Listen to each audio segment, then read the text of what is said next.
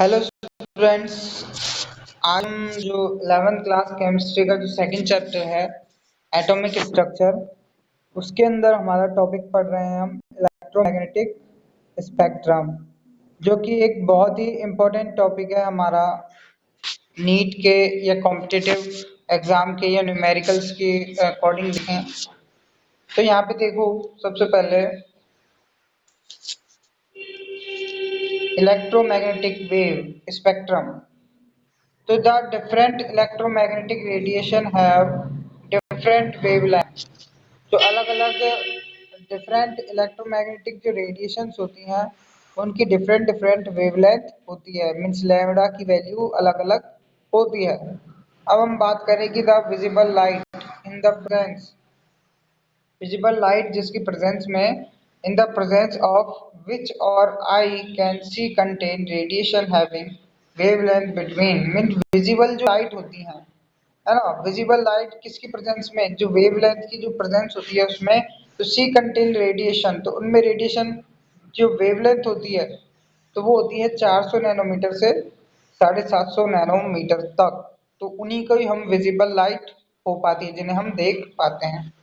अब हम बात करें कि different colour in the visible light currents from the radiation of the different wavelength, और रेडिएशन के अंदर भी अलग अलग लाइट दिखना है ना, अलग अलग कलर की लाइटें दिखना, वो भी उसकी डिफरेंट वेवलेंथ पे डिपेंड करती है। अब हम बात करें कि in addition to visible light, अगर हम बात करें विजिबल लाइट की, तो there are so many other electromagnetic radiation, तो उसमें भी बहुत सारी इलेक्ट्रोमैग्नेटिक रेडिएशन है। जैसे उनके एग्जांपल हमें जैसे दे रखा है, such as X ray, ultraviolet ray, infrared ray, microwaves and radio waves. अभी हम सबको इन सब जो वेव्स है इन सब की रेंज पता करनी है और इनका यूज देखना है, जो कि काफी एग्जाम्स में पूछा जाता है।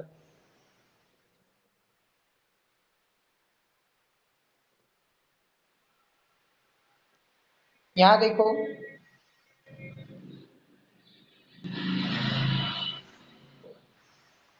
कि arrangement of all electromagnetic radiation, जो अरेंजमेंट है, arrangement of all electromagnetic radiation in the increasing order of their wavelength, अगर हम उनको उनके इंक्रीजिंग ऑर्डर में जमाते हैं, हाँ, तो जैसे बात करें कि डी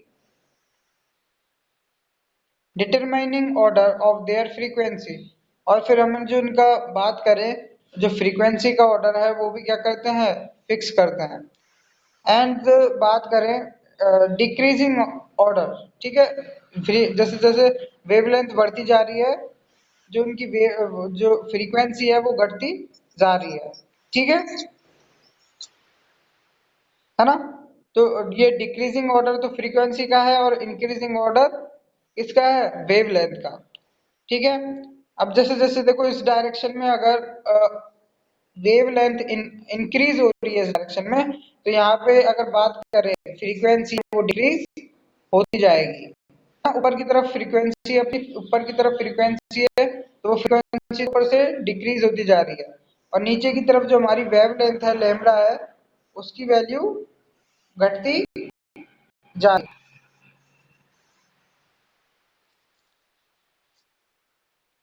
यहाँ देखो इंक्रीजिंग वेवलेंथ, अब वेवलेंथ जो नीचे की तरफ हमको दे रखी है मीटर में, तो वो वेवलेंथ कैसे इंक्रीज होती जा रही है ना, और ऊपर की तरफ जो फ्रीक्वेंसी है डिक्रीज फ्रीक्वेंसी, ऊपर की तरफ फ्रीक्वेंसी डिक्रीज होती जा रही है।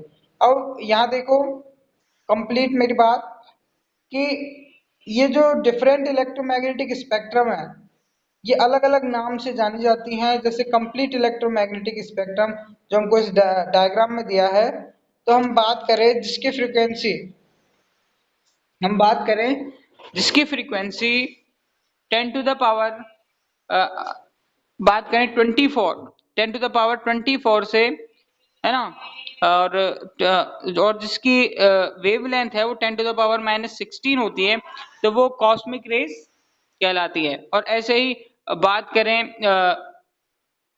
10⁻²2 से 10⁻20 है ना। और फ्रीक्वेंसी की बात करेंगे तो सॉरी, फ्रीक्वेंसी 10⁻22 से 10⁻20, और जिसकी वेवलेंथ की बात करें तो 10⁻−14 से 10⁻−12। तो इतनी जो इनकी बात करें वेवलेंथ और जो फ्रीक्वेंसी होती है वो हमारी एक्स रेज होती हैं, सॉरी गामा रेज होती हैं। और एक्स रेज की बात करें तो 10⁻, जिनकी बात करें 10⁻20 से 10⁻10 तक, ओ सॉरी 16 तक की जो रेंज रहती है वो हमारे रहते हैं एक्स रेज। फिर 10⁻16 से 10⁻16 जिनकी बात करें 10⁻16 से 10⁻12 जिनकी फ्रीक्वेंसी रहती है, और 10⁻−6 से 10⁻−4 जिनका वेवलेंथ रहती है वो इंफ्रारेड। और 10⁻−12 से 10⁻10 और 10⁻−4 से 10⁻−2, तो ये रहती है हमारी माइक्रोवेव्स। और फिर आता है हमारा एफएम रेडियो जिसकी रेंज रहती है 10⁻10 से 10⁻8। और मतलब ये जो फ्रीक्वेंसी है इनकी, ऐसे सारी जो रेज हैं है ना, इन सब की अपनी अलग अलग फ्रीक्वेंसी होती है। जो ये डायग्राम में जैसे दिया हुआ है तो आप एज इट इज इसको बना लेना, है ना। और नीचे और इनकी फ्रीक्वेंसी दी है मैं। तो ये जो अब बात करें अल्ट्रावायलेट रेज है, अल्ट्रावायलेट रेज में हम बात करें तो अल्ट्रावायलेट रेज में काफी सारी जो विजिबल स्पेक्ट्रम जो होते हैं, जिसे विपजी और, है ना, विपजी और तो वो प्रेजेंट होता है। तो उनकी रेंज हमें इसमें दे रखी है नीचे की तरफ।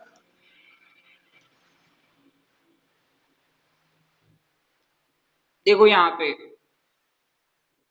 ओके।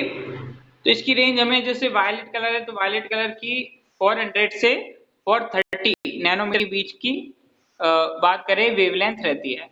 और अगर हम जैसे इंडिगो की बात करें तो ये 430 से 450।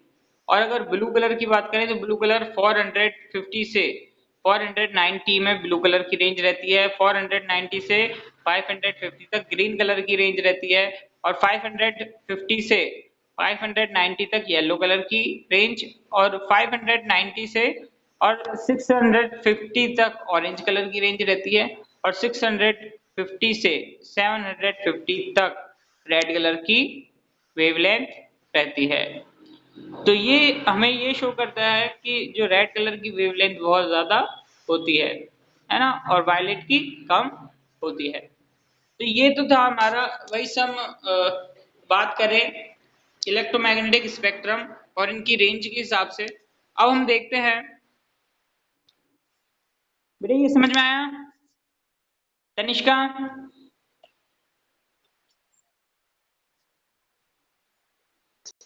ये रेंज है, इनकी रेंज याद करनी पड़ेगी। अब ये तो स्पेक्ट्रम है, लेकिन जो रेंज अपन को याद करनी है और जो यूजेस याद करनी है वो है ये टेबल। याद हमको ये टेबल करनी है कंप्लीट, है ना। तो अब ये टेबल है वो आपको याद होनी चाहिए, ऊपर का मैटर चाहे याद हो या ना हो, ठीक है। अब इस पे फोकस करो। जैसे हम बात करते हैं पहले गामा रेज, ठीक है। गामा रेज, और गामा रेज की जो फ्रीक्वेंसी होती है वो होती है 10⁻20 से 10⁻21, ठीक है। 20 से 21 फ्रीक्वेंसी, और 10⁻12 इसकी क्या होती है, वेवलेंथ होती है गामा रेज की। और ये कैंसर ट्रीटमेंट में काम होता है इसका, गामा रेज का, ये हमेशा याद रखना। गामा रेज, गामा रेज की फ्रीक्वेंसी होती है 10⁻20 से 10⁻21, और 10⁻12 होती है इसकी वेवलेंथ, और कैंसर ट्रीटमेंट में इसका यूज होता है। अब एक्सरे की बात करें तो एक्सरे की 10⁻17 से 10⁻19, है ना। इनकी वेव जो फ्रीक्वेंसी है 10⁻17 से 10⁻19, और 10⁻10 इसकी क्या रहती है, वेवलेंथ रहती है। तो इसका मेडिसिनल पिक्चर्स मटेरियल टेस्टिंग में करते हैं इसका, है ना। मेडिसिनल जो हमारे एक्सरे जो होते हैं वो अपन एक्सरे करवाते हैं जो, उसमें इसका ज्यादा यूज होता है। अब हम बात करें अल्ट्रावायलेट रे जो 10⁻−13 से 10⁻16 इनकी जो फ्रीक्वेंसी है, और 10⁻7 इसकी क्या है, वेवलेंथ है। तो ये इसका यूज जर्मनी बात करें जर्मेडिकल लैंप्स में इनका यूज करते हैं, है ना, जर्मेडिकल्स लैब में। अब हम बात करें कि विजिबल रेज इनकी 10 टू द पावर 13 से, है ना, 10 टू द पावर 13 से 10 टू द पावर 14, ठीक है। ये 10 टू द पावर ऊपर वाला 15 से 10 टू द पावर 16 था, और ये विजिबल वाला है 10 टू द पावर 13 से 10 टू द पावर 14 है, और इसकी वेवलेंथ है 10 टू द पावर 6। अब ये इल्यूमिनेशन में काम आता है, इल्यूमिनेशन में काम आता है, ठीक है। अब हम बात करें इंफ्रारेड, तो 10 टू द पावर 12 से 10 टू द पावर 13, तो 10 टू द पावर 12 से 10 टू द पावर 13, तो ये रेंज और इसकी वेवलेंथ रहती है 10 टू द पावर -4। इसका यूज होता है हीटिंग में, ओके। माइक्रोवेव की बात करें 10 टू द पावर 9 से 10 टू द पावर 11, और इसकी वेवलेंथ रहती है 10 टू द पावर -2, और कुकिंग और रडार में इसका यूज करते हैं। और radio frequency 10 to the power बात करें 5 से 10 टू द पावर 8 तक जो रेडियो की फ्रीक्वेंसी है 10 टू द पावर 2 इसकी वेवलेंथ है, ठीक है। तो इसका यूज होता है सिग्नल ट्रांसमिशन में, जो सिग्नल जो होते हैं उनके ट्रांसमिशन में इसका यूज होता है, ओके। क्लियर है तनिष्का, किरण? Yes sir. हाँ, तो इस टेबल को आपको एज इट इज याद रखना है, ठीक है। और जो ऊपर जो विबजियोर का जो रेंज दे रखा था ना, विबजियोर की रेंज, ओके, विबजियोर की रेंज आपको याद होनी चाहिए। और विजिबल, जो विजिबल है ना, विजिबल स्पेक्ट्रम है, तो उसकी रेंज जैसे 400 नैनोमीटर से 750 नैनोमीटर तक होती है। 400 से 330 तो वायलेट की, है ना, और रेड की याद रखनी है ज्यादातर की 650 से 750। तो रेड की में तो 100 नैनोमीटर का डिफरेंस होता है, और वायलेट की में 30 का डिफरेंस रहता है। तो ऐसे आपको छोटे छोटे पॉइंट्स इसमें से याद करके निकालने हैं, ओके। Yes sir. अब हम बात करते हैं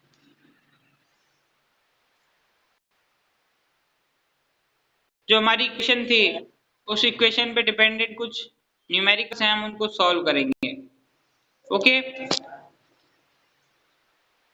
यस सर।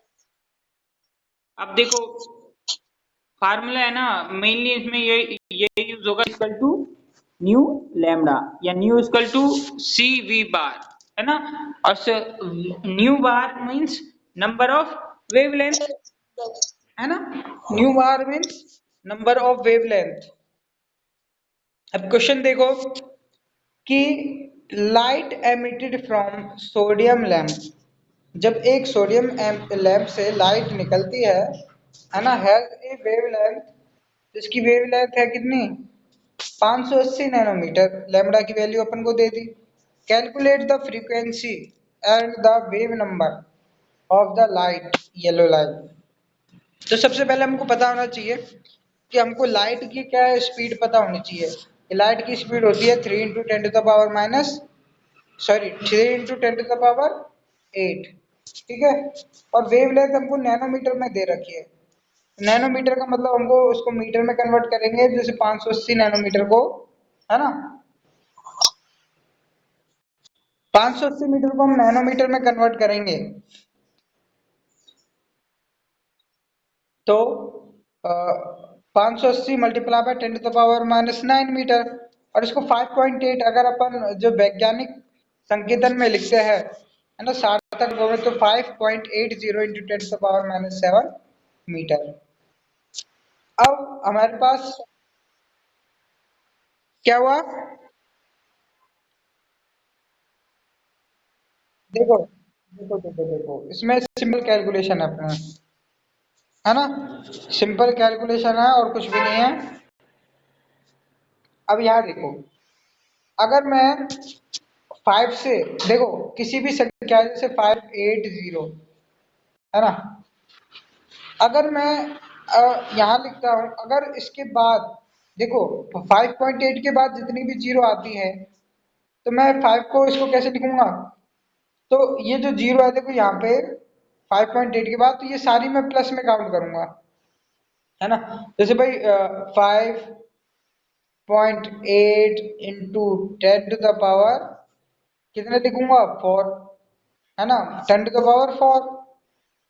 ओके, क्योंकि तो इसको मैं मल्टीप्लाई करूंगा तो मुझे ये जो बात करें 58,000 है ना, ये प्राप्त होगा, है ना। इसको मल्टीप्लाई करूंगा तो इससे मुझे 58,000 मिलेगा।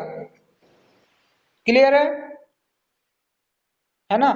अब 58,000 जब मुझे मिलेगा, अब मेन चीज ये है कि इसमें माइनस में है वैल्यू, है ना।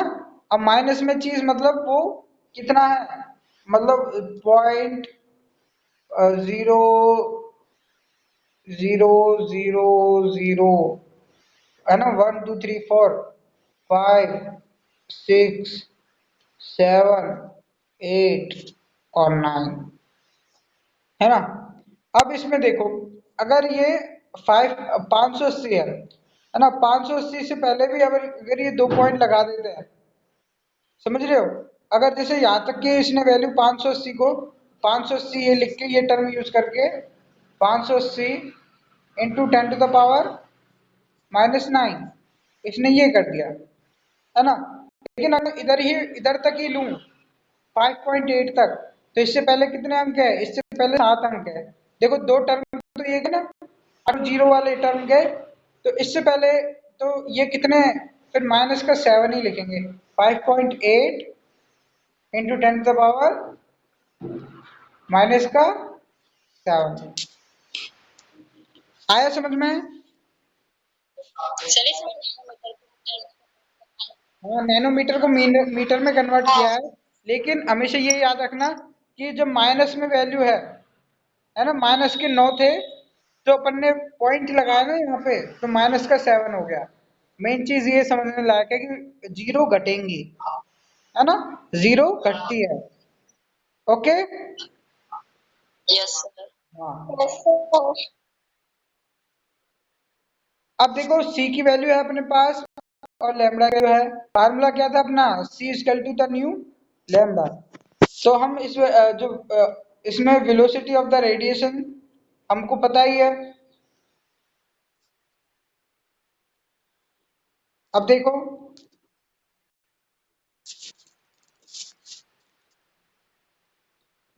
तो सबसे पहले उसी फार्मूले से हम जो फ्रीक्वेंसी निकालेंगे, nu equal to the C upon lambda. तो हमने सी की वैल्यू रखी 3 × 10⁻⁸ पर सेकेंड और लैम्बडा की वैल्यू रखी 5.80 × 10⁻⁷ मीटर। तो जो वैल्यूज है हमारी, वो वैल्यूज आएगी निकल के 5.17 × 10⁻14 पर सेकेंड। फ्रीक्वेंसी पर सेकेंड में आती है, साइकिल पर सेकेंड। तो ये इतने साइकिल 5.17 साइकिल इंटू 10⁻14 साइकिल पर सेकेंड क्या करते हैं, ये लेता है। अब वेव नंबर की बात करें, वेव नंबर क्या आता है, 1/λ। 1/λ मीन्स 1/5.80 इंटू 10⁻⁻7 मीटर। तो वेव नंबर से उसकी वैल्यू हो जाएगी 1.72 इंटू 10⁻6 पर मीटर। ओके, क्लियर है। Yes sir. Yes sir. बेटा इनको करना है ना, घर सॉल्व करना घर पे, और इस सैटरडे को कॉपी चेक कराने जरूर आना। Yes sir. अब यहाँ देखो, the wave number of beam of light is 400 centimetre inverse. कि हमको जो वेव नंबर है बीम ऑफ लाइट का, एक बीम ऑफ लाइट का इज 400 सेंटीमीटर, है ना। तो वो अपन को दे रखी है, वेव नंबर दे रखी है अपन को। वेव नंबर से अपन को क्या निकालनी पड़ेगी, वेव लेंथ। ठीक है, तो वेव नंबर से हमने जो 400 सेंटीमीटर इनवर्स था, उससे हमने वेव लेंथ निकाली इस फार्मूले में रख के, तो हमारी वेव लेंथ आ गई 2.5 इंटू 10⁻³ सेंटीमीटर। तो ये आई हमारी वेव लेंथ। ठीक है, अब हम बात करते हैं कि what is the wavelength of light in the nanometre, also find the frequency. अब अपने पास वेवलेंथ तो आ गई, अब वेवलेंथ से अपन को क्या निकालना है, फ्रीक्वेंसी निकालनी है। तो फ्रीक्वेंसी वाला फार्मूला यूज करेंगे, c equal to the nu lambda. ठीक है, और न्यू और वेवलेंथ की वैल्यू है 2.5, है ना, और c की वैल्यू है अपने पास 3 × 10⁻10। तो सी बात करें nu equal to the C upon lambda, तो nu equal to the C upon lambda जब अपन वैल्यू रखेंगे, है ना, या फिर nu equal to the C upon lambda, या फिर इसे हम बोल सकते हैं सी 1/लैम्बडा को क्या लिखते हैं, म्यू बार।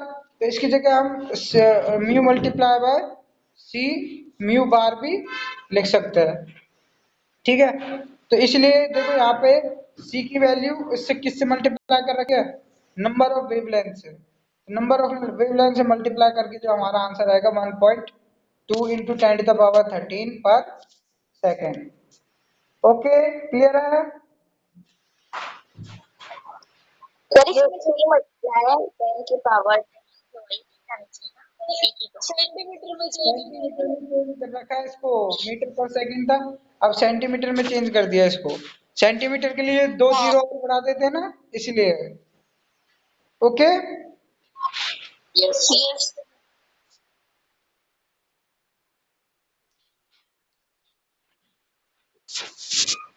अब यहाँ देखो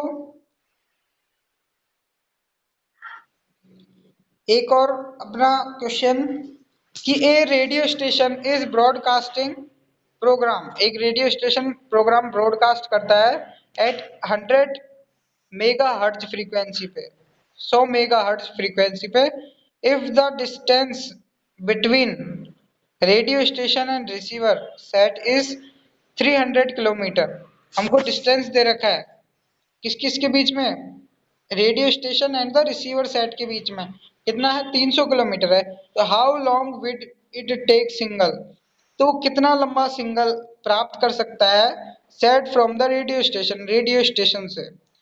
तो also calculate the wavelength and wave number of the radio waves. अब हमको रेडियो वेव्स की वेवलेंथ और वेव नंबर निकालना है।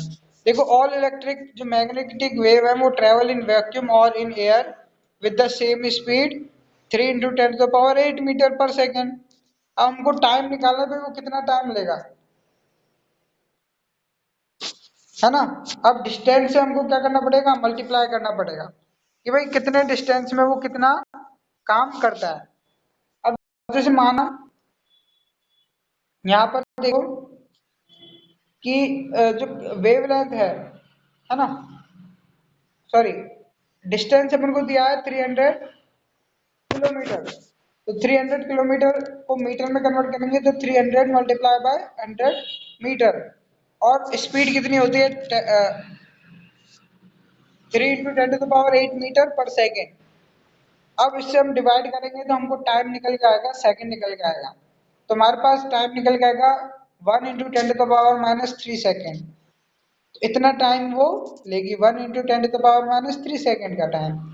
अब हमको वेवलेंथ कैलकुलेट करनी है, तो c equal to the nu lambda, है ना। अब अपने पास बात करें c की वैल्यू है 3 × 10⁸ मीटर पर सेकेंड, और फ्रीक्वेंसी हमको दी है कितने मेगा हर्ट्ज, 100 मेगा हर्ट्ज। अब मेगा मीन्स 10⁶ है ना, तो 100 मल्टीप्लाई बाय 10⁶ पर सेकेंड जो कि क्या है, या फिर 100 मेगा हर्ट्ज, है ना। तो कैलकुलेशन ऑफ वेवलेंथ, तो लैम्डा की वैल्यू आ गई हमारे पास 3। और जो वेव नंबर की बात करें तो वेव नंबर होता है 1/लैम्डा, तो 1/3 वेव नंबर हो जाएगा हमारा 0.33 मीटर पर सेकेंड। ठीक है, अब इसके बाद ये समझो limitation of the wave theory of radiation. जो वेव थ्योरी थी, है ना, वेव थ्योरी ऑफ रेडिएशन, उसकी लिमिटेशन क्या है वो देखो। Through the wave theory of radiation could successfully explain the phenomena of the interference and diffraction। कि जो वेव थ्योरी ऑफ रेडिएशन थी वो सक्सेसफुली एक्सप्लेन फिनोमिना जो इंटरफेरेंस है और डायरेक्शन को, इसको करने में क्या रही, फेल्ड रही, है ना। तो it failed the explain the following बात, सॉरी ये जो इंटरफेरेंस और डायरेक्ट डिफ्रैक्शन है इसको बताने में तो ये सक्सेसफुल रही, लेकिन और सब चीजें बताने में क्या रही, ये फेल रही। जैसे बात करें ब्लैक बॉडी रेडिएशन, इसको बताने में ये फेल रही कि emission of radiation from hot bodies कैसे होता है, हॉट बॉडीज से एमिशन ऑफ रेडिएशन कैसे होता है, ये बताने में ये सक्सेसफुल नहीं रहे। Photo electric effect, the ejection of the electron from the metal surface from the radiation strike, जब रेडिएशन उससे टकराती है सरफेस से मेटल की से, तो उसमें इलेक्ट्रॉन कैसे निकलते हैं, तो इस फोटो इलेक्ट्रिक इफेक्ट को बताने में भी ये फेल रही। और हम बात करें जैसे कि the variation of the heat capacity solid, ये किसी सॉलिड की जो हीट कैपेसिटी है वो अलग अलग होना, तो इसमें अलग अलग टेम्परेचर के हिसाब से, तो ऐसा क्यों। और line spectra of atom of the special reference of the hydrogen, ये हाइड्रोजन के जो लाइन स्पेक्ट्रा बनते थे एक सतत श्रेणी कि जो स्पेक्ट्रम बनते थे, तो उनको बताने में भी ये सक्सेसफुल नहीं रही। तो now let us study the phenomena of the black body of radiation. तो अब इसके बाद जो हम टॉपिक पढ़ेंगे वो हमारा पढ़ेंगे ब्लैक बॉडी। ओके, तो आज का हमारा टॉपिक यहीं पे खत्म।